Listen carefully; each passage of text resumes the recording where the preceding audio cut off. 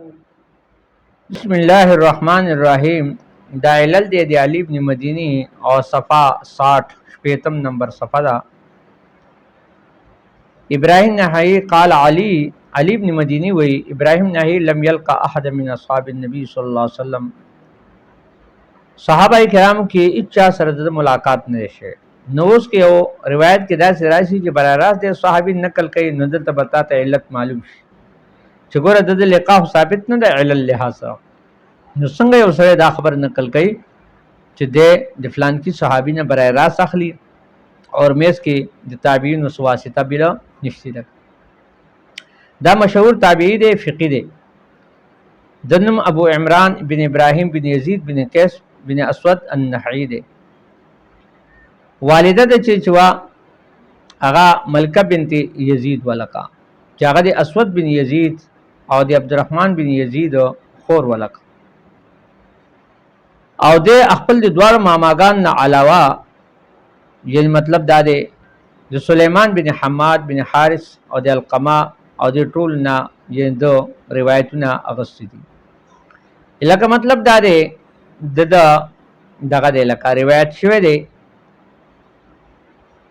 او دارنګ میسره بن مقسم وی چې كنا نحاب کما يحاب الامیر، موږ بدن داسې یریدل لکه څنګه چې امیر نه یره کوي.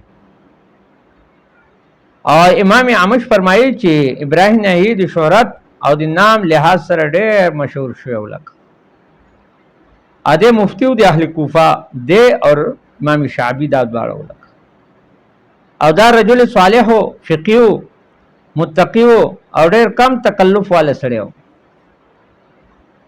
نور علماء د مبارک ویل دي احد العالم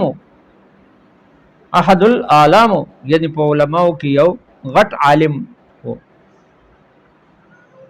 او دارنګ چې دی د 100 نه مخکې وفات شوی دی، بعد وی چې 93 کې دی وفات شوی دی او بعد 94 خي بعد 96 خي او دا 96 بعضی کسان خود لک.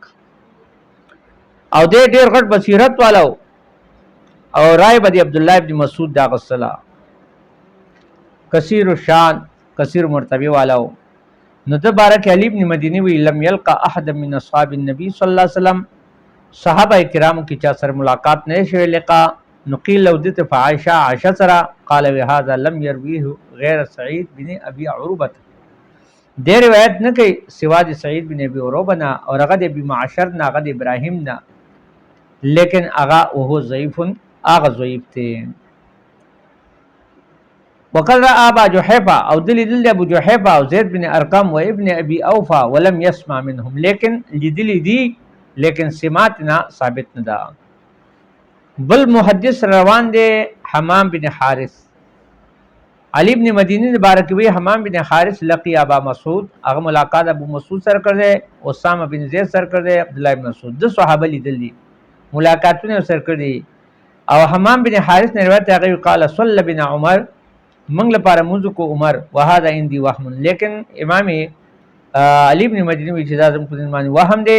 قال عبد الرحمن وی چې سفیان نا العمش ان ابراہیم، عامش نمراد سلیمان بن مہران العمش تے 148 کی وفات ہے. اگر روایت کی دی ابراہیم نا اگر حمام نا ان عمر رضی اللہ صلی اللہ بمکہ تا چې عمر رضی اللہ تعالی عنہ مس مکہ کې وکړو. وليس حدیث یحیی بن آدم عندي شیء بشین ازما پر یحیی بن آدم حدیث اوقت نشتی.